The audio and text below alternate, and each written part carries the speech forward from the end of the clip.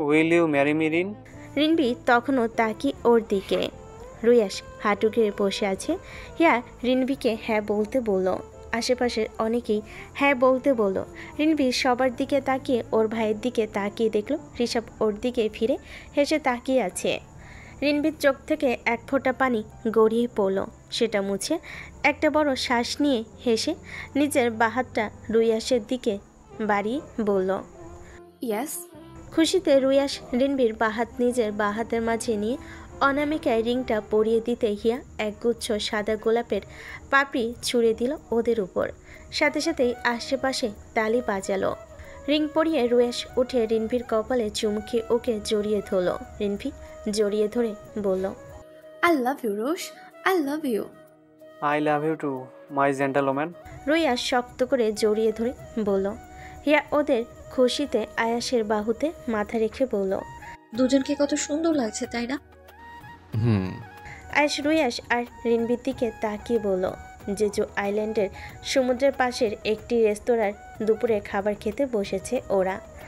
আজকের সম্পূর্ণ খাবার রুয়াসের তরফ থেকে সুজি, কিসমি, রামেন, গিমবাগ সহ আরও অনেক কোরিয়ান ট্র্যাডিশনাল খাবার অর্ডার দিয়েছে। খাবার আসার পরপরই সবাই খাওয়া শুরু করলো। রিনভি খেতে হিয়াকে বলল, তোদের প্ল্যান ছিল না এটা? এর জন্য জাপান, সাউথ কোরিয়া চুজ করেছিস? হিয়া খাবার খেতে খেতে বলল, মনে আছে রিন, তুই একদিন আমায় বলেছিলি তোর ইংমেউরি কোস্টে ওই পয়েন্টে যেখানে ইয়ংতাক গভলিনকে ফুল দিয়েছিল, তুই বলেছিলি তোকেও যেন কেউ ওখানে প্রপোজ করে। হিয়া শেষ একটুকু রিনবির দিকে তাকিয়ে বলল। রিনবি অবাক হয়ে খাবার খাওয়া ছেড়ে দিয়ে বলল, তোর এখনো মনে আছে? ওটা 2017 সালের কথা ছিল হিয়া। হিয়া হেসে বলল, আমি কখনো কিছু ভুলি না রিন, এটাই হয়তো আমাকে সবসময় সব থেকে বেশি কষ্ট দেয়। আমি কখনোই কিছু ভুলি না, হোক সেটা কষ্টের, দুঃখের, হাসির বা আনন্দের। আমি হাজার চাইলেও কিচ্ছু ভুলতে পারি না। 17 কেন, তুই আমাকে 15 সালে বলেছিলি তোর রুইয়াসকে খুব ভালো লাগে। মনে আছে রুইয়াস সেবার স্কুল ফাংশনে অন দ্য ফ্লোর গানে ডান্স করেছিল, তুই সেই ডান্স থেকে ক্রাশ খেয়েছিলি। হিয়ার কথায় সবাই খুব অবাক হলো। এখন 2025-এ চলে। ও এখনও স্পষ্ট 15 সালের কথা হুবহু মনে রেখেছে। রিনভি উঠে হিয়াকে জড়িয়ে ধরে বলল, অনেক ভালোবাসি, আল্লাহর কাছে শুক্রিয়া তোর মতো একটা বোন বান্ধবী আমাকে দিয়েছে। আমি অনেক ভাগ্যবতী। বলে হিয়ার গালে চুমু খেলো রিনভি। হিয়াও হেসে রিনভির গালে চুমু খেলো। ওদের দেখে রুয়াস মজা করে বলল, রিন, কিছু চুমু আমার জন্য রেখে দাও। সব যদি হাটকে দিয়ে দাও তাহলে আমার জন্য তো থাকবে না। রিনভির সাথে সাথে রুয়াসের পিঠে জোরে একটা কিল মেরে বলল, অসম্ভব। রাবিয়া ঋদ্ধকে সব ভালো করে বুঝিয়ে দিয়েছে এই সময় কেমন করে কি করতে হয় সব। উনি তো আর ঋদ্ধদের সাথে যেতে পারবেন না। ওনার স্বামী এই যে হাসপাতাল অবধি আসতে দিয়েছে, এটার জন্যই অনেক রিধির আজ ক্ষত স্থান থেকে সেলাই কাটা হচ্ছে। 3 দিন পার হয়ে গেছে। আজ হসপিটাল থেকে রিলিজ করে দেওয়া হবে রিধিকে। এই কয়দিন স্নিগ্ধ প্রায় ঘণ্টাখানেক এসে থেকে যেত। নিধি ক্লাস টাইম এসে থাকতো। রাবিয়া খাবার রান্না করে নিয়ে আসতো এই কদিন। কিন্তু রোকসানা সেই প্রথম দিনই যা এসেছেন আর আসেনি। উনি বাড়ি থেকে খবর নিয়েছেন কিন্তু হসপিটাল আর যাননি। ডক্টর লাস্ট একটা চেক আপ করতে আসলো। রিধাকে কোলে নিয়ে একটা তুড়ি দিল। সাথে সাথে রিধা চোখ বড় করে ডাক্তারের দিকে তাকালো। ডাক্তার হেসে বললেন, স্নিগ্ধ, তোমার ভাইজি দেখছি খুবই অ্যাক্টিভ, মাশাআল্লাহ। বলে রিধাকে রাবিয়ার কোলে দিয়ে বলল, বাচ্চা অনেক হেলদি, খুব দ্রুত দেখতে দেখতে বড় হয়ে যাবে। আপনি এখন থেকেই ছেলে খুঁজুন। ডাক্তারের রসিকতা করা কথাই উপস্থিত সবাই হেসে দিল। হিয়ারা আজ বাড়ি ফিরেছে যে যার মতো খুবই ক্লান্ত। আসা মাত্রই নিজ নিজ ঘরে যে ঘুমিয়েছে। এই 4 দিন কেউ ভালোভাবে ঘুমায়নি, যেটা ওদের দেখলে বোঝা যাচ্ছে। তাই আর কেউ বিরক্ত করলো না। হিয়াদের ড্রয়িং রুমে সবাই বসে আছে। রুয়াসের রিনভিকে বিয়ে নিয়ে প্রপোজ করার কথা কানে এসেছে সবার। আপাতত তাই নিয়ে আলোচনা করতে বসেছে সবাই। রিকা জানালেন রিনভি ঘটা করে একটা এঙ্গেজমেন্ট করে আপাতত রেখে দিবেন। পরে রিনভির পড়াশোনা শেষ হলে তখন বিয়ে হবে। আরিশ হেসে বলেন, অবশ্যই, প্রস্তাবটা আমারও খুব ভালো লেগেছে। ততদিনে রয়াসও নিজের মতো সেটেল হয়ে যাবে। ঈশা রিমার হাত ধরে বলেন। হিমা ও ইশরার হাত ধরে বলল, আমি কত আগে বলেছিলাম আমার মেয়ের সাথে আয়েশের বিয়ে হবে, কিন্তু মাঝে হিয়ার ঋদ্ধর প্রতি অনুভূতি আর জোর করতে পারিনি ওকে। আয়েশের যন্ত্রণা কষ্ট সব চোখে বেঁধেছে। তোরা ক্ষমা করে দিস আমাদের, আমরা আয়েশকে অনেক কষ্ট দিয়ে ফেলেছি। আরিশ শান্ত থেকে বললেন, যেটা ভাগ্যে লেখা থাকবে সেটাই হবে, সেটা হতে কেউ আটকাতে পারবে না। সুতরাং এখানে তোমাদের ক্ষমা চাওয়ার কিছুই নেই। এখন এটা নিশ্চিত করতে হবে যে অতীত যেন আবারও পুনরাবৃত্তি না হয়। যত দ্রুত সম্ভব ওদের বিয়ে দিতে হবে। জানি হিয়া হয়তো এখন রাজি হতে চাইবে না। আরিশ সম্পূর্ণ কথা শেষ করার আগেই রাশেদ বাধা দিয়ে বলেন, ওকে না চাইলেও বিয়েটা করতে হবে। আমি কখনো চাইবো না ও এই বেয়াদবের জন্য কষ্ট পাক। আয়েশ অনেক ভালো রাখবে হিয়াকে, এই বিশ্বাস আমার আছে। আর একটা সম্পর্কে থাকলে হিয়াও আস্তে আস্তে সব ভুলে যাবে। হারিশও সম্মতি দিয়ে বলল, আমারও এটা মনে হয়। একটা পবিত্র সম্পর্কের মাধ্যমে হিয়া আগের সব ভুলে যাবে। আর হিয়া হয়তো প্রথমে রাজি হবে না, কিন্তু পরে রাজি হবে। ও আয়শাকে খুব ভালো বন্ধু মানে। হিয়া ঘুম থেকে উঠলে আমি এ ব্যাপারে জানাবো। হিমা সবাইকে বললেন। নিজের ঘরে বসে আছে রিধি। হসপিটাল থেকে ওরা সকলে এসেছে। এখন রাত হয়ে গেছে, কম হাঁটা চলা করতে পারছে ও। বাচ্চাকে কোলে নিয়ে কথা বলছে রিধি। ঋদ্ধ রান্নাঘরে খাবার রান্না করছে। আচমকা রিধির ডাকে ভেতরে গেল ঋদ্ধ। ভেতরে যেতেই রিধি বলল, দেখো ও কেমন করছে, ঋদ্ধ আমার মেয়ে কেমন করছে। ঋদ্ধ দ্রুত এগিয়ে গেল রিধার দিকে। নিজেই রিধাকে কোলে নিয়ে দেখল সত্যি সত্যি তার ছোট মেয়ে কেমন হা করছে, মুখ কেমন নীল হয়ে যাচ্ছে। রিধি এটা দেখে জোরে কান্না করে দিল। ঋদ্ধ আর সময় ব্যয় করেনি, রিধিকে ঘরে রেখে বাচ্চাকে নিয়ে হসপিটালের জন্য নিয়ে গেল। পেছনে রিধি চিৎকার করে কান্না করছে। ফ্ল্যাটের অন্য সবাই রিধি কান্নার আওয়াজ পেতেই সবাই উপরে আসলো। ঘরের দরজা খোলা থাকায় সবাই ভেতরে এসে কান্নারত রিধি কথা শুনে বুঝলো কিছু হয়েছে। সবাই আশ্বস্ত করলো রিধিকে। ওরা রিধিকে নিয়ে হসপিটালের উদ্দেশ্যে রওনা হলো। আরে ডাক্তার স্নিগ্ধ, আপনি এখনো যাননি? 70 রাউন্ডের জন্য বেরিয়েছিল স্নিগ্ধ। ডাক্তার জাকিরের বলা কথায় ও কিছু বুঝতে পারল না, ভ্রুকুচকে বলল, সরি ডক্টর জাকির, আমি বুঝতে পারলাম না। ডক্টর জাকির অবাক হয়ে বলেন, আরে আপনি জানেন না নাকি আপনার ভাই কিছু বলেনি? কুচকানো ভুরু আরও কুচকে গেল স্নিগ্ধর। বৃদ্ধ কি বলেনি ওকে? ও আগে নাই বলো। সরি ডক্টর জাকির, আমি সত্যিই বুঝতে পারছি না আপনি কি নিয়ে বলছেন। এবার আরও অবাক হলো ডাক্তার জাকির। তিনি এবার সরাসরি বলেন, আপনার ভাইজি তো অসুস্থ, খুবই ক্রিটিক্যাল অবস্থায়। একটু আগে হসপিটালে এনেছেন আপনার ভাই। স্নিগ্ধ আর 1 মিনিটও দাঁড়ালো না, গায়ে অ্যাপ্রন জড়িয়ে দৌড়ে গেল শিশু ওয়ার্ডে। করিডোরে যেতেই রিধির তীব্র কান্নার আওয়াজ পেতে স্নিগ্ধ আরও জোরে দৌড়ালো। করিডোরে চিৎকার করা রিধিকে দুজন মহিলা ধরে রেখেছে। স্নিগ্ধ কাউকে চিনল না। ঋদ্ধর পাশেও দেখলো দুজন দাঁড়িয়ে আছে। ঋদ্ধর পাশে যে স্নিগ্ধ বলল, কি হয়েছে ভাইয়া, কি হয়েছে? কিন্তু ঋদ্ধ কোনো আওয়াজ করলো না, কোনো উত্তর দিল না। একইভাবে মাথা নত করে দাঁড়িয়ে থাকলো। স্নিগ্ধ উত্তর না পেয়ে ঋদ্ধকে ঝাঁকিয়ে বলল, কি হলো বল। ঋদ্ধ নিশ্চুপ হয়ে থাকা দেখে পাশে লোকটি বলল, জানি না, ডক্টর আমাদের বের করে দিয়েছেন, আর ঢুকতে দিচ্ছে না। এটুকু শুনেই স্নিগ্ধ আর দাঁড়ালো না, কেবিনের দরজা ভেদ করে ভিতরে চলে গেল। ভেতরে যেয়ে দেখলো রিধাকে শুয়ে বুকে চাপ দিচ্ছে একটা ডক্টর। স্নিগ্ধ শুধু নীল হয়ে যাওয়া রিধাকে দেখলো। অযাচাচিত ভয় ওর মন জেঁকে বসলো। বারবার দোয়া করছে যেন কিছু না হয়। বাইরে রিধির কান্নার আওয়াজ আরও তীব্র জোরালো হচ্ছে। একসময় রিধার ট্রিটমেন্ট করা ডাক্তার থেমে গেলেন। স্নিগ্ধর দিকে ফিরে বলেন, সরি স্নিগ্ধ, বাচ্চাটা শ্বাস আটকে মারা গেছে, ওকে আনতে দেরি করা হয়েছে। আমরা যথাসাধ্য চেষ্টা করেছি, সরি। সাথে সাথে স্নিগ্ধ খোলামেলা রিধাকে কোলে নিয়ে বলল, আম্মু তাকাও, আম্মু তুমি এমনভাবে চলে যেতে পারো না, আম্মু তাকাও। বলে চুমু খেল ছোট্ট নিস্তব্ধ নিথর রিধাকে। ডক্টর স্নিগ্ধর কাঁধে হাত রেখে বললেন, তোমাকে স্ট্রং করতে হবে, এখনও তোমার ভাই ভাবিকে জানাতে হবে। আমি পারবো না স্যার, আমি পারবো না। বলেই কান্নায় ভেঙে পড়ল স্নিগ্ধ। ওর কোল থেকে রিধাকে নিয়ে ডক্টর জানালেন তিনি জানাচ্ছেন। ডক্টরের নিজেরও খুব খারাপ লাগছে, কিভাবে জানাবেন। দিনে প্রায় একবার হলো এই নিউজ তাদের জানাতে হয়, কিন্তু আজ খুব খারাপ লাগছে। এই বাচ্চাকে নিয়ে সবার মাতামাতি দেখেছেন তিনি, বিশেষ করে বাচ্চার বাবা। খুব খারাপ লাগছে ওনার। বাচ্চাটার সাথে খুব কম সময় পার করতে পেরেছে বেচারা। ডাক্তার নিজেই বাচ্চাটাকে ভালোভাবে তোয়ালেতে জড়িয়ে কোলে নিয়ে চলে এলেন দরজার কাছে। ততক্ষণে স্নিগ্ধর চোখ মুছে উঠে দাঁড়ালো। তার এভাবে ভেঙে পড়লে চলবে না। ডক্টর রিধাকে কোলে নিয়ে বাইরে বেরোলো। রিধি এক প্রকার পাগলের মতো এগিয়ে গিয়ে বলল, আমার বাচ্চা কেমন আছে? ডক্টরের প্রথম কথাগুলো গলবিলে আটকে গেল। ডক্টর উত্তর দিচ্ছেন না বলে রিধি স্নিগ্ধর কাছে যেয়ে স্নিগ্ধকে ঝাঁকিয়ে বলল, এই স্নিগ্ধ, তুই বল আমার রিধা কেমন আছে? আপু, তুমি এখনো অসুস্থ? প্লিজ শান্ত হও। নিজের কান্না আটকে বলল স্নিগ্ধ।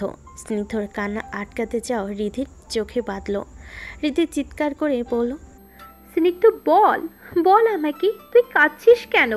ডক্টর পরিস্থিতি থামাতে বলেন, সরি, আপনাদের বাচ্চার সাথে মারা গেছে। ওকে আনতে আপনারা দেরি করে ফেলেছেন। বাকি কথা আর শেষ করতে পারল না ডক্টর। তার আগে রিধি অবচেতন হয়ে পড়ল স্নিগ্ধর গায়ে। স্নিগ্ধ এক হাতে চাপটে ধরল বড় বোনকে। ঠোঁট কামড়ে কান্না আটকে রাখলো ও। ঋদ্ধ শুনেই হাঁটুগড়ে বসে পড়ল। দু হাতে মাথায় চেপে কাঁদতে লাগলো। ধীরে ধীরে কান্নার আওয়াজ আরও জোরালো হলো। একসময় চিৎকার করে উঠল ঋদ্ধ।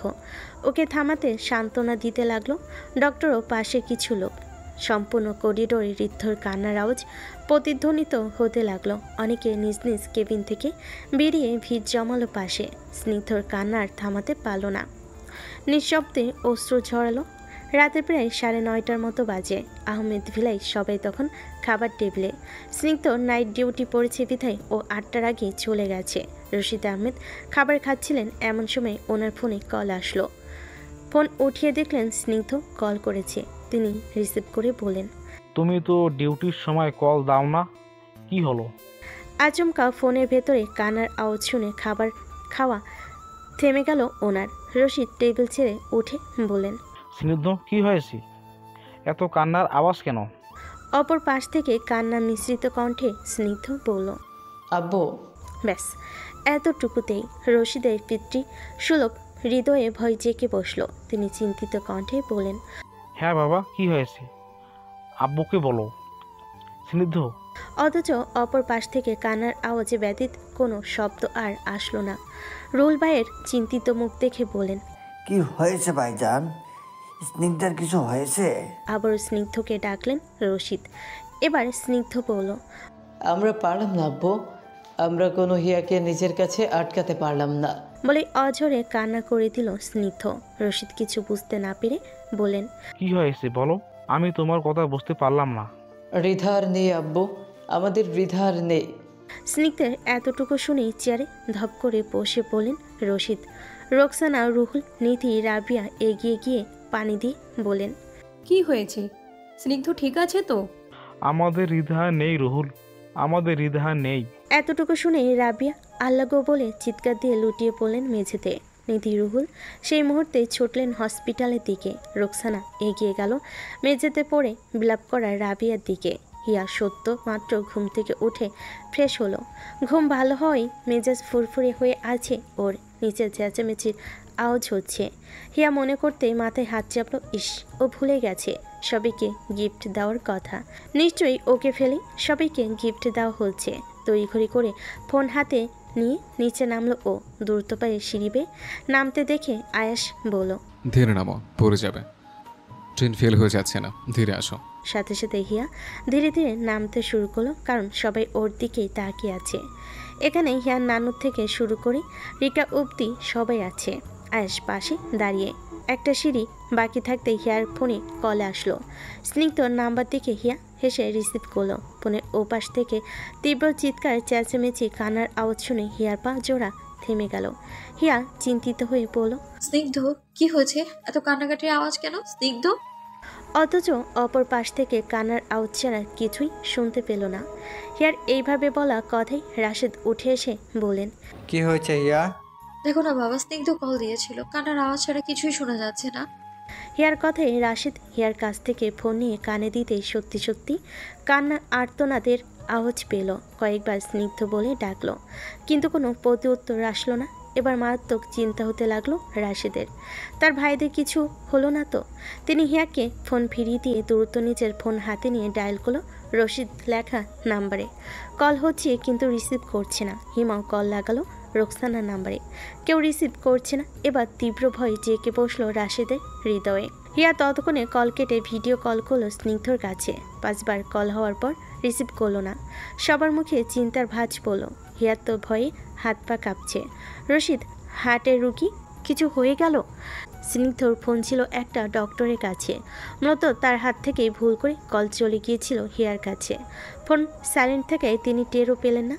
একেবারে ফোন বাজার পর একসময় তিনি খেয়াল করলেন, ভাবলেন কোনো রিলেটিভ হয়তো, তাই কল রিসিভ করে স্নিগ্ধর কাছে যেয়ে বলল, হিয়া নামের কেউ কল করেছে। স্নিগ্ধ ফোন হাতে নিতেই হিয়া তড়িঘড়ি করে বলল, মেজবাবু ঠিক আছে? অথচ স্নিগ্ধর লালচে চোখ জোড়া দেখে হিয়া অনেকটা চিৎকার দিয়ে বলল, কি হয়েছে স্নিগ্ধ? তখনই রিধির কান্নার আওয়াজ শুনতে পেল। ও সেখানে স্পষ্ট বলছে, আমার সন্তান, আমার সন্তান, মা ওকে ঠিক করে দাও, আমি মরে যাব ওকে ছাড়া। মা আমি কথা দিচ্ছি, আমি ওকে নিয়ে অনেক দূরে চলে যাব, আমি ঋদ্ধকেও ছেড়ে দেব, তোমরা শুধু একবার ওকে আমার বুকে ফিরিয়ে দাও বলে আল্লাহ বলে চিৎকার করলো রিধি। ভাঙ্গা গলায় সেই চিৎকার করুণ শোনালো। ফোন লাউডে ছিল বিধায় হিয়াদের সাথে উপস্থিত সবাই সেই চিৎকার শুনতে পেল। হো আল্লাহ, ও আল্লাহ, এ তুমি কি করলে? আমার নিষ্পাপ শিশুর কোনো দোষ ছিল না। ও আল্লাহ, ফিরিয়ে দাও আমার বুকে আমার মেয়েকে, আমার হৃদয়কে ফিরিয়ে দাও। তুমি এইভাবে নিষ্ঠুর হতে পারো না, তুমি এইভাবে নিষ্ঠুর হতে পারো না। আমাকে নিয়ে যাও খোদা, আমাকে নিয়ে যাও, আমার মেয়েকে ফিরিয়ে দাও। কসম তোমার আল্লাহ, আমি সব ছেড়ে চলে যাব, শুধু আমার হৃদয়কে সুস্থ করে দাও, ওর পাষণ্ড ফিরিয়ে দাও, ফিরিয়ে দাও। এক একটা আর্তনাদ হিয়াদের লোম খাড়া করে দিচ্ছে। স্নিগ্ধ হিয়াকে পেছন ক্যামেরা অন করে নিয়ে গেল সাদা কাফনে মরানো হৃদার কাছে। সাথে সাথে হিয়া কয়েক পা পিছিয়ে গেল। ক্যামেরায় স্পষ্ট একটা শিশুকে ঘুমিয়ে থাকতে দেখছে। তার পাশে বসে ঋদ্ধ বলছে, মা তুমিও বাবাকে পর করে দিলে? আমি তোমাকে সব বলেছিলাম মা, আমি তো কিচ্ছু গোপন করিনি তোমার থেকে, সব বলেছি। তারপরেও কেন বাবাকে ভুল বুঝলে? তোমাকে যে আমি খুব ভালোবাসি মা, আমার কলিজার টুকরো মা তুমি। তোমার আগমনে আমার সব কষ্ট শেষ হয়ে গিয়েছিল মারে, আমার মারে। এভাবে বাবাকে শাস্তি না দিলেও পারতে মা। বলে হু হু করে কেঁদে উঠল ঋদ্ধ। মেয়েকে জড়িয়ে ধরতে যেয়ে বলল, তোমার কাছ থেকে আমার আর বাবা ডাক শোনা এই জন্মে হলো না, আমি আখিরাতে হলেও তোমার কাছ থেকে বাবা ডাক শুনবো মা, একবার হলেও জড়িয়ে ধরবো মা। বাবা মাকে ক্ষমা করে দিও আমার সোনা, ক্ষমা করে দিও। এতটুকু শুনেই হাত থেকে ফোন পড়ে গেল হিয়ার। ফোনটা ছিটকে হিমার পায়ের কাছে পড়ল। সাদা কাফনে মোড়া একটা ছোট্ট শিশুকে দেখে আটকে উঠলেন তিনি। হিয়া দুহাতে মুখ চেপে ফুপিয়ে কেঁদে উঠল। ওর অবস্থা দেখে আয়েশ যেই জড়িয়ে ধরে বলল, কাঁদে না। আমি কখনো এমন চাইনি, আমি তো দোয়া করেছিলাম বাচ্চাটা ভালো থাক। আমি কখনোই এমনটা চাইনি, আমি এমনটা চাইনি। হিয়ার কথায় হিয়ার মাথায় হাত চেপে আয়েশ শান্ত করতে চেয়ে বলল, আমি জানি আমার হিয়া কখনো এমন কিছু হোক সেটা চাইনি। ফোনে পাশ থেকে রীতি আর্তনাদ শোনা গেল। হয়তো বাচ্চাটাকে কাছে নিতে চাচ্ছে, কিন্তু কেউ যেতে দিচ্ছে না। রীতি বিলাপ করে বলল, আমার নারী ছেঁড়া ধন, আমার ময়না, ও আমার ময়না, ও আমার সোনা, আমারে যেতে দাও। আমার ময়না ওর মারে ডাকছে, ও ময়না, ও আমার ময়না, আমার ময়না রে, যেতে দাও আমারে। আমি 9 মাস গর্ভে ধরেছি আমার ময়না, ওরে আমি ভালো করে বুকেও রাখতে পারিনি, ওরে আমি ভালো করে বুকেও রাখতে পারিনি, আমার কলিজা, আমার সোনা। ওরে আল্লাহ, এ কি করলে তুমি মাবুদ, এ কি করলে? তারপর আর রিধির কোনো আওয়াজ শোনা গেল না। শুধু শোনা গেল কয়েকজন বলছে, এই পানি আন, এই কেউ পানি আনো। উপস্থিত প্রত্যেকের চোখ ভিজে গেল এই আর্তনাদে। হারুন হিমার মাথায় হাত রেখে বললেন, যে কাঁদায় তাকেও একদিন কাঁদতে হয়, এটা অভিশাপ না, নিয়তির বিচার। আহমেদ ভিলা ধীরে ধীরে নীরবতা শুরু হয়েছে। রিধার মৃত্যুর আজ 7 দিন পূর্ণ হয়েছে। আত্মীয় স্বজন যারা এসেছিলেন সবাই আবার যে যার মতো নিজ নিজ বাড়িতে চলে গেছেন। শুধু থেকে গেছে সন্তান হারানোর পরিবার। রিধিকে আজ হাসপাতাল থেকে বাড়ি আনা হয়েছে। রিধার জানাজার জন্য নিয়ে যাওয়ার সময় পঞ্চমবারের মতো অবচেতন হয়েছিল ও তারপর জ্ঞান না ফেরাই হসপিটালে ভর্তি করানো হয়েছিল। রিধি মানসিকভাবে ভেঙে গেছে, কণ্ঠস্বর একদম ভেঙে গেছে। প্রথম দফায় কেউ বুঝতে পারবে না যে এটা ওর কণ্ঠ। রিধির সেলাই শুকিয়ে গিয়েছিল বিধায় হাসপাতাল থেকে ওকে রিলিজ করা হয়েছিল। এখন সেই ক্ষতই ভয়াবহভাবে ইনফেকশন হয়েছে। এখন অবশ্য ঠিক আছে ও। রিধি খাওয়া দাওয়া ছেড়ে দিয়েছে প্রায়। থেকে থেকে ফুপিয়ে ফুপিয়ে কেঁদে ওঠে ও। এখনও ক্ষত ঠিক হলো না, অথচ ওর সন্তান দুনিয়াতে থাকলো না। আহমেদ পরিবারের সবাই মাফ করে দিয়েছেন। ঋদ্ধ রিধিকে ফিরিয়ে এনেছেন ওদের। খাবার টেবিলে সবাই বসে আছে। ঋদ্ধর পরিপাটির চেহারা বড়ই অগোছালো। রিধিরও একই অবস্থা। রাবিয়া মেয়ের সামনে ভাতের থালা ধরে এক লোকমা তুলে ধরতে রিধি হু হু করে কেঁদে উঠল। সেদিকে তাকিয়ে দীর্ঘশ্বাস চালেন রশিদ। রিধির মাথায় হাত রেখে বললেন, খেয়ে নাও। রিধি তখনও কাঁদছে। এখনও ওর ফুলে থাকা পেটটা নিচু হলো না, অথচ বুকের সন্তান বুকছাড়া হয়ে গেল। রশিদ রোকসানাকে আদেশ দিতেই রোকসানা খাবার মুখে তুলে দিল। রিধি না খেতে চাইলেও খেলো। খাওয়া শেষে রশিদ বললেন, আমার কথায় হয়তো সবাই কষ্ট পাবে। দেখো, আল্লাহ যাদের সব থেকে বেশি পছন্দ করে তাদেরকে দুনিয়া থেকে দ্রুত নিয়ে যায়, যেন তার প্রিয় বান্দায় বেশি পাপ না করতে পারে। সেক্ষেত্রে রিধা ভাগ্যবতী। এই বয়সেই আল্লাহর প্রিয় বান্দা সে। দেখো ঋদ্ধ, আমি বলতে চাইছি না এখন, তবুও বলছি, আব্বুকে ভুল বোঝো না। প্রত্যেকটা মানুষের কোনো পাপ করার আগে ভাবতে হয় একসময় সে পিতামাতা হবে। একটা চরম সত্য হলো বাপ মার কর্মের ফল সন্তান পায়। সুতরাং আমাদের সন্তানদের জন্য হলেও পদে পদে ভেবে কাজ করা উচিত। আল্লাহর কাছে সব কিছুর ক্ষমা থাকলেও কাউকে কষ্ট দেওয়ার ক্ষমা থাকে না। অবশ্য আল্লাহ রাব্বুল আলামিন ক্ষমাশীল। যদি কোনো নারীর কোনো পুরুষের জন্য চোখের পানি ফেলে, তাকে ইহকাল পরকাল সবকালেই সে চোখের পানির শাস্তি পেতে হবে। সেখানে তোমরা তো হিয়া ভাইজান ভাবির বদদোয়া পেয়েছে। সবচেয়ে বড় কথা, একজন মায়ের বদদোয়া পেয়েছে। হয়তো তারা ক্ষমা না করলে এই বদদোয়া তোমাদের পিছু ছাড়বে না। আমি দোয়া করি বহু সন্তানের পিতামাতা হও, তবুও এবার ক্ষমা চেয়েও ওদের কাছে। একে অপরকে ভালোবাসা কোনো গুনাহ নয়, কিন্তু সত্যি জানার পর কষ্ট দেওয়া গুনাহ। তোমরা খুব বাজেভাবে ধোঁকা দিয়েছো হিয়াকে।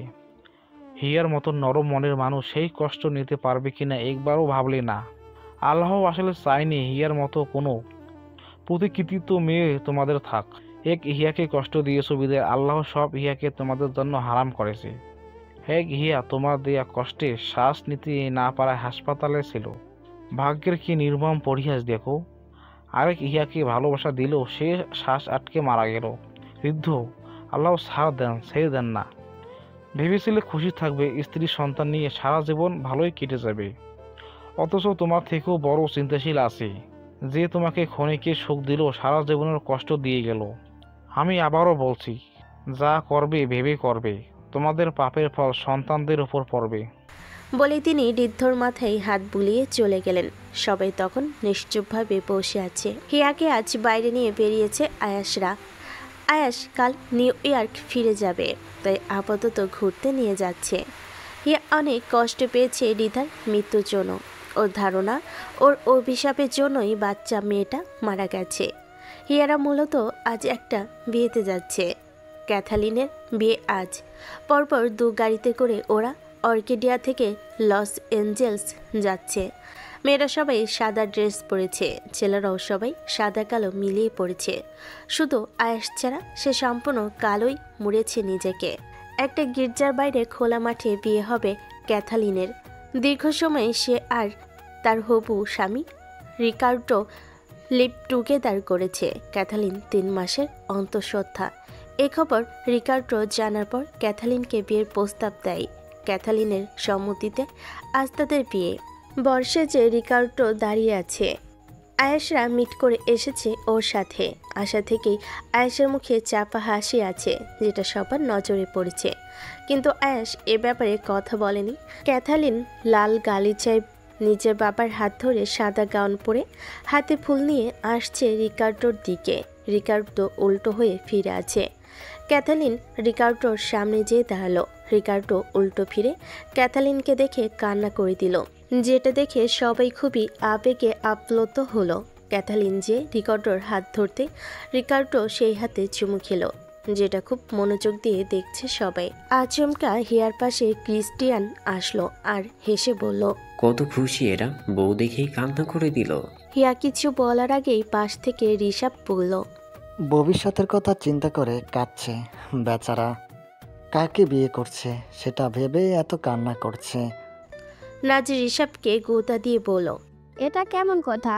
আয়াস বলল, ও তো পার্সোনালি টেস্ট করেছে, তাই সব জানে। আয়েশের কথায় ক্রিস্টিয়ান শুধু হু হা করে হাসলো। বাকি সবাই অবাক হয়ে বলল। ক্রিস্টিয়ান আয়েশের কাঁধে হাত রেখে বলল, ক্যাথালিনের বাচ্চা না হওয়ার বাবা আমাদের রেশ। বলেই আয়াস ক্রিস্টিয়ান জোরে জোরে হেসে দিল। ঋষাব করুণ চোখে ওদের দিকে তাকিয়ে থাকলো। নাচ কিছু না বুঝে বলল, কি বলছো তোমরা? আমি কিছু বুঝছি না। ক্রিস্টিয়ান আবারও হেসে বলল, রিশ কি শেষরা না হলে নিজের এক্সের বিয়েতে আসে? সাথে সাথে বোমা ফাটার মতো চমকালো রিনভি, হিয়া, রিয়াস, নাজ। নাজ করুণ চোখে ঋষাবের দিকে তাকিয়ে থাকলো। পরিস্থিতি খারাপ বুঝতেই আয়েশ হাসা থামিয়ে বলল, খেপো না নাজ, রিকার্ডোর সাথে ঋষাবই ক্যাথের সম্পর্ক তৈরি করে দিয়েছিল নিজে ব্যাকআপ করে। অবাক হয়ে হিয়া বলল, কি উল্টাপাল্টা বলছো? ক্রিস্টিয়ান হেসে বলল, উল্টা পাল্টা না, ঋষাবের তখন নাজকে ভালো লেগেছিল, তাই ও নিজে নাজের জন্য ক্যাথের সাথে ব্রেকআপ করে। এবার আরও অবাক হলো সবাই। পাত্রী বিয়ে পড়ানো শুরু করেছে। হিয়ারা প্রথম সারিতে দাঁড়িয়ে আছে। ক্যাথালিন এর বন্ধু বোন হর সুবাদে প্রথম সারিতে ও। হিয়ার এক পাশে তখন আয়াস আর অন্য পাশে ক্রিস্টিয়ান দাঁড়িয়ে আছে। আয়াসের কঠোর নিষেধাজ্ঞার জন্য কেউ আপাতত বিয়ের কথা হিয়াকে কেউ বলেনি। আজ 2 মাস পরে জানাতে বলেছে। ক্রিস্টিয়ান হিয়ার কানে কানে বলল, তোমার বিয়েতে আমরা আরো বেশি মজা করব। কিন্তু আমি তো বিয়ে করব না। হিয়ার কথা শুনে ক্রিস্টিয়ান অবাক হওয়ার ভান করে মুখে হাত দিয়ে বলল, ওমা কি বলো, কেন বিয়ে করবে না? তোমাদের বেঙ্গলির বিয়েতে মজা করার জন্য আমি ক্যাথ আর সব প্রিপারেশন শেষ, আর তুমি বলছো তুমি বিয়ে করবে না? কেন করবে না? আমার মন থেকে বিয়ে উঠে গেছে, এক ধোকায় আমার সব ইচ্ছা শেষ করে দিয়েছে। হিয়ার কথাই হেসে ক্রিস্টিয়ান বলল, উফ, এটা তো হবে না। আমরা আরও চাচা হওয়ার জন্য রেডি হয়ে আসছি, চিন্তা করো না। ওকে আমি চিনি, তুমি বিয়ে না করতে চাইলে তোমাকে হয়তো জোর করবে না, তবুও তোমার প্রতি যে আপসেট, বেশি দিন বিয়ে না করে থাকতে পারবে না। হিয়া অবাক হয়ে বলল, সরি, আমি কিছু বুঝিনি। আসো, তোমাকে একটা পাজল দিচ্ছি, যদি সলভ করতে পারো তাহলে সব উত্তর পেয়ে যাবে, সব উত্তর। হিয়া চোখ পিটপিট করে তাকালো ক্রিস্টিয়ানের দিকে। ক্রিস্টিয়ান যত সম্ভব আজ থেকে সতর্ক করে কথাগুলো বলেছিল। এবার হিয়ার কানে কানে ফিসফিস করে বলল, যে ছেলেটা তোমার সামনে থেকে অদৃশ্য, যে তোমার প্রতিটা কথা আড়ালে নিজের প্রাণ খুঁজে পায়, যে তোমার জন্য সময়কে 2 মাস পিছিয়ে দিতে চায়, যার নামের অক্ষরগুলো আকাশের মতো ঝলমল করে, আর যার হৃদয় তুমি ছাড়া আর কেউ নেই। আরও সহজ করে দিই, এইসব প্রশ্নের উত্তর তুমি এক দরজার পিছনে পাবে, যেখানে তোমার প্রবেশ একদম নিষেধ। বলে আর এক মুহূর্ত দাঁড়ালো না ক্রিস্টিয়ান। সে অন্যদিকে চলে গেল আর হিয়ার দিকে সন্ধিয়ান হয়ে তাকালো। শীতল ভারী কণ্ঠে বলল, ও কি বলে গেল তোমাকে? ও আমাকে নাকি খুব পছন্দ, ওর আমার মতো সুইট মেয়ের নাকি কপাল খুবই লাকি। আয়েশের উত্তরটা মোটেও পছন্দ হলো না। ক্রিস্টিয়ান হেয়ালি করে কথা বলে, তাই বলে এমন কিছু বলবে না। ওদের বিয়ে শেষে নিয়ম অনুযায়ী রিকার্ডো ক্যাথালিনের মাথায় ওড়না সরিয়ে চুম্বন করতে শুরু করলো, যেটা দেখে হিয়ার লজ্জায় গাল লাল হয়ে গেল। এখানে যখন ও আগে ছিল তখন এসবে অভ্যস্ত ছিল, রাস্তাঘাটে এমন বহুত দেখত, কিন্তু বাংলাদেশে যাওয়ার পর থেকে খুব এমন লজ্জাশীল হয়ে গেছে ও। এই ব্যাপারটা আয়েশের অনেক মজা লাগলো। হিয়ার কাছে যে বলল, কিস ওরা করছে আর লজ্জা তুমি পাচ্ছ, নাকি ওদের হয়ে তুমি লজ্জা পেয়ে দিচ্ছ, কোনটা? হিয়া মুখ বাঁকিয়ে বলল, সেটা তোমার জানা দরকার নেই। সামান্য কিস দেখিয়ে যদি লজ্জায় লাল নীল হলুদ হয়ে যাও, তাহলে অন্য কিছু হলে তো লজ্জায় জ্ঞান হারাবে। আয়েশের খাপছাড়া কথায় হিয়া ভারী লজ্জা পেল। কোনো রকম নিজেকে সামলিয়ে বলল, জ্ঞান হারালে আমার বর বুঝবে, তোমার কি তাতে? তুমি কিন্তু ভারী অসভ্য হয়ে যাচ্ছ। আয়েশ হেসে ফেলল হিয়ার কথায়। হাসলো আয়েশ। হাসলে আয়েশকে চমৎকার লাগে। সেদিকে কিছুক্ষণ তাকিয়ে থাকলো হিয়া। আয়াস বলল, জ্ঞান হারালে অবশ্যই তোমার বর বুঝবে। এখন থেকে উচিত তোমাকে একটু একটু লজ্জা দেওয়া, তে রাতটাই মিস হয়ে যাবে। আয়েশের হুট করে এমন কথাই লজ্জে হিয়া কান থেকে গরম ধোঁয়া বের হতে লাগলো। ও আর 1 মিনিটও আয়েশের পাশে দাঁড়ালো না। ক্যাথালিন যেখানে ফুল ছুঁড়ে মারবে সেখানে বড় বড় পায়ে চলে গেল ও। আয়েশর যাওয়ার পরে তাকি হেসে বলল, আসলে এখন থেকে শুরু না করলে আমার রাতটা মিস যাবে। যে যার মতো দাঁড়িয়ে আছে ক্যাথালিনের হাত থেকে ফুল নেওয়ার জন্য। এই ফুল যে ধরতে পারে তার দ্রুতই বিয়ে হয়ে যায়। ভিড়ের মাঝে লম্বাচড়া রোয়াসও দাঁড়িয়ে আছে। ক্যাথালিন হেসে উল্টো হয়ে নিজের পিছনে ফুলের তোড়া ফেলতে রোয়াস সেটা ক্যাচ ধরতেই দৌড়ে রিনভির সামনে যেয়ে হাঁটু গেড়ে ফুলের তোড়া দিতেই রিনভি হেসে তোড়া নিল। সবাই খুশি হয়ে ওদের জন্য হাততালি দিল। রিনভি রোয়াসকে জড়িয়ে ধরে বলল, আই লাভ ইউ। সদ্য সব রিপোর্ট নিয়ে বাড়ি ফিরল ঋদ্ধ। স্নিগ্ধ রিপোর্ট ওকে বুঝিয়ে দিয়ে হসপিটাল থেকে গেছে। ঋদ্ধ খুব ক্লান্ত। আজ 1 মাস পূর্ণ হয়েছে রিধার মৃত্যুর। কত দ্রুত সময় চলে যাচ্ছে, অথচ ওকে আনার জন্য দেখার জন্য কত অপেক্ষা। তখন একটা দিন একটা মাসের মতো লাগতো, অথচ এখন কত দ্রুত চলে যাচ্ছে। ঋদ্ধ রিপোর্ট নিয়ে সোজা উপরে চলে গেল। সবে যে যার ঘরে আছে বিধায় এ যাত্রায় কারোরই মুখোমুখি হলো না ঋদ্ধ। ও এখন এই রিপোর্টে কী আছে সেটা ব্যাখ্যা দিতে চাচ্ছে না। রিধির এই 1 মাসে অসম্ভব রকমের অসুস্থ ছিল বিধায় ডাক্তার একগাদা টেস্ট দিয়েছিল। সেই রিপোর্ট নিয়েই ও বাড়ি ফিরল। ঘরে যেয়ে দেখলো রিধি ঘুমিয়ে আছে। ঋদ্ধ আর ডাকলো না ওকে। গায়ের ব্ল্যাঙ্কেটটা আরও একটু গায়ে জড়িয়ে দিয়ে চলে গেল ওয়াশরুমে। ওয়াশরুম থেকে বেরিয়ে দেখলো রিধি বিছানায় বসে আছে। রিধি এখন আর আগের মতো নেই। গায়ে দুধে আলতা রং আর নেই। চোখের নিচে কালো দাগগুলোর প্রমাণ দেয় ও ভালো নেই। সেই দিকে ঋদ্ধ তাকিয়ে ওর চোখ ভরে গেল। কোনোভাবে কান্না থামিয়ে নিজেকে স্বাভাবিক করে রিধির কাছে যেয়ে বলল, কি হয়েছে? এভাবে বসে আছো কেন? শরীর খারাপ করছে? রিধি মলিন চোখে তাকিয়ে বলল, না, ঠিক আছি। ঋদ্ধ, আমাকে একটু জড়িয়ে ধরবে? মুহূর্তের মাঝেই ঋদ্ধ জড়িয়ে ধরল রিধিকে। রিধি জোরে শ্বাস নিয়ে বলল, তুমি আর একটা বিয়ে করো, আমি কখনোই তোমাকে সন্তান দিতে পারবো না। তুমি আর একটা বিয়ে করে ফেলো, তার সাথে ভালো থেকো। ঋদ্ধ ধমকে সুরে বলল, কখনো সম্ভব না, কখনোই না। কেন সম্ভব না? রিধি কেঁদে বলল। ঋদ্ধ ওকে ছেড়ে বলল, আমি শুধু তোমাকে ভালোবাসি রিধি, শুধু তোমাকে। এই হৃদয়ে আর কারোর জায়গা হবে না।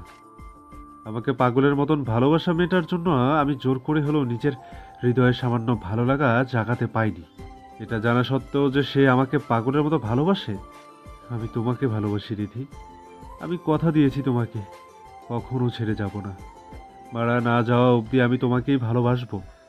এই ঋদ্ধ যতকাল বাঁচবে ততকাল শুধু রিধিকেই ভালোবাসবে, আর কাউকে না। রিধি ছলছল চোখে তাকিয়ে বলল, আমি কখনো তোমাকে বাবা ডাক শোনাতে পারবো না ঋদ্ধ। কেন এমন করছো? দরকার নেই। আমার এক সন্তান আছে, একটা ফুটফুটে মেয়ে আছে, রিধা। হ্যাঁ, আমাদের সাথে নেই, বেঁচে নেই, কিন্তু আমার সন্তান আছে। সবাই জানে আমার সন্তান আছে। এই জন্মে বাবা ডাক না শুনলেও আমি হাসুরে বাবা ডাক শুনবো। আমার সন্তান চাই না, তুমি আমার হয়ে থেকে যাও। আমার আর কিছুই চাই না। সন্তানের কথা মনে আসতেই আবারও কেঁদে উঠল রিধি। ঋদ্ধ এসেই জড়িয়ে ধরল ওকে। হিয়া শুয়ে আছে ওর বিছানায়। ভালো লাগছে না ওর কিছুই। আজ 1 মাস হলো নিউ ইয়র্কে ফিরে গেছে। ঋষভ ব্যস্ত থাকে। রুয়াস ডান্স হিসাবে প্রফেশন নেওয়াই ও এখন ব্যস্ত থাকে।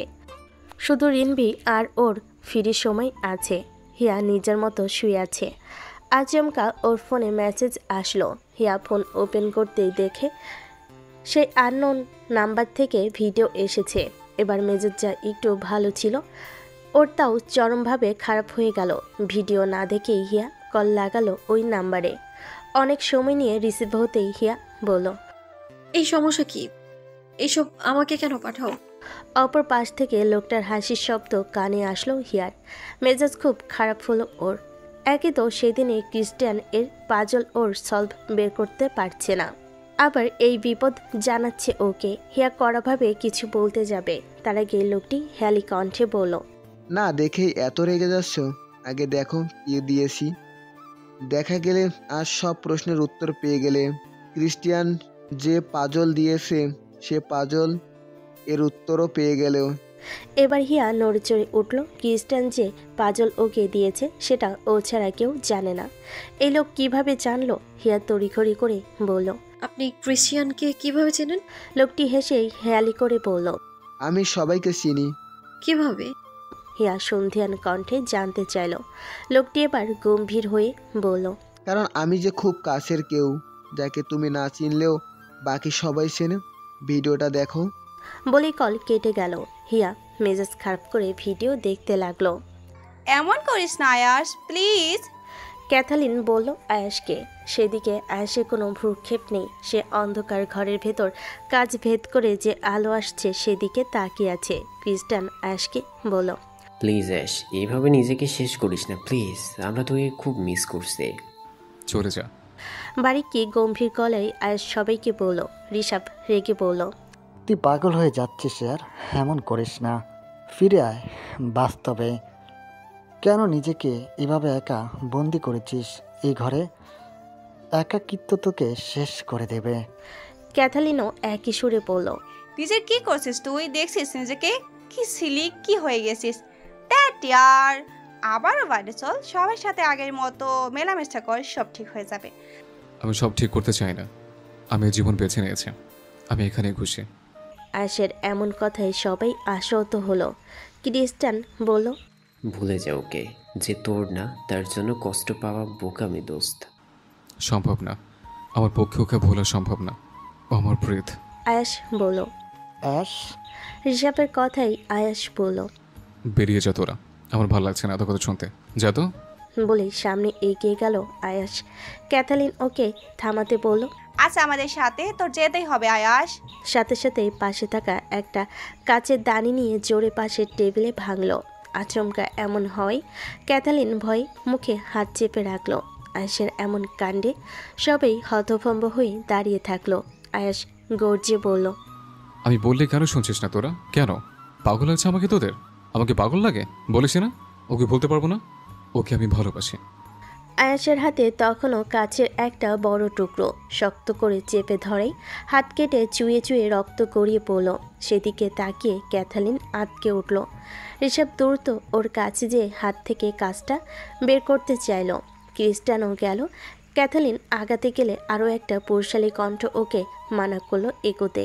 সেই কণ্ঠের মালিক এগিয়ে গেল, কিন্তু তাকে দেখা গেল না। নিচ থেকে ইশরা আরিশ ছুটে আসলো। আরিশের ঘরে এসে এমন অবস্থা দেখে আরিশ দ্রুত নিচ থেকে সার্ভেন্টকে ডাকলো।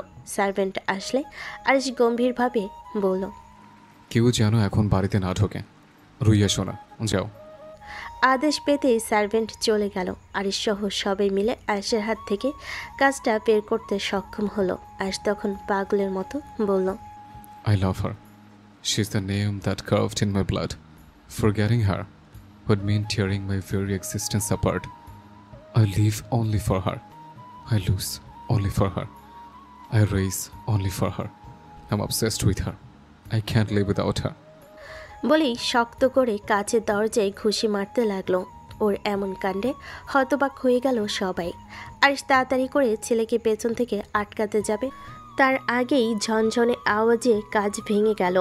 ক্যাথালিন জোরে চিৎকার দিয়ে কান চেপে ধরল। আয়েশের সম্পূর্ণ হাত তখন রক্তাক্ত। আয়েশ চিৎকার দিয়ে অ্যাম্বুলেন্সে খবর দিতে বলেন। ঈশা ছেলের এমন অবস্থায় যেন উপস্থিত বুদ্ধি হারিয়ে ফেলেন। বাকরুদ্ধ হয়ে দাঁড়িয়ে থাকলেন। আয়েশ কাচের উপর লম্বালম্বিভাবে শুয়ে পড়ল। ঋষাবর ইশরার মতো বাকরুদ্ধ হয়ে দাঁড়িয়ে থাকলো। আয়েশ শুয়ে করুণ কণ্ঠে বলল, আমি ভালোবাসি, আমার হয়ে আমার হলো না, আমাকে ফাঁকি দিয়ে চলে গেল। আমার যত্নে করা ভালোবাসা এখন নিজের মনের যত্নে অন্যের জন্য ভালোবাসা তৈরি করছে।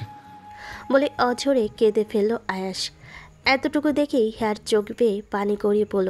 নিজেকে সান্ত্বনা দিতে চাইল, কিন্তু ও সান্ত্বনা দিতে পারল না। নিঃশব্দে কিছুক্ষণ চোখের পানি ফেলে আননোন নাম্বারে আবার কল দিল। এবার হিয়াকে কিছু বলতে না দিয়ে লোকটি বলল, আমি একসময় ক্যাশের বেস্ট ফ্রেন্ড ছিলাম। আমার নাম ক্যালভেন্ট। আমি ক্যাথালিনের কাজিন। ও দিনের পর থেকে আমরা কেউ আর আয়াসের সাথে যোগাযোগ করিনি। আমাদের যোগাযোগ ওর জন্য যদি ক্ষতি হয় তাহলে এই যোগাযোগ না করাই ভালো। আমি সেদিন ভিডিও করেছিলাম, বিধায় তুমি আমাকে দেখতে পারোনি। এইসব ভিডিও আমি করেছিলাম অ্যাশ এর ফায়ারফ্লাইকে দেওয়ার জন্য। সে সময় নাম্বার ছিল না বিধায় দিতে পেরেছিলাম না। না হয় আমাদের বন্ধু নষ্ট করার অপরাধে আমি ভিডিও দিতাম। ক্রিস্টিয়ান ওর বলা জায়গা যেখানে তোমার প্রবেশ নিষেধ, সেই জায়গা হলো আয়াসের বেডরুম। একটা ডয়ারে তুমি তোমার সব প্রশ্নের উত্তর পেয়ে যাবে। তারপর বাকি উত্তর তোমাকে ক্যাথালিনের দেবে। খুব দ্রুতই আমাদের দেখা হচ্ছে।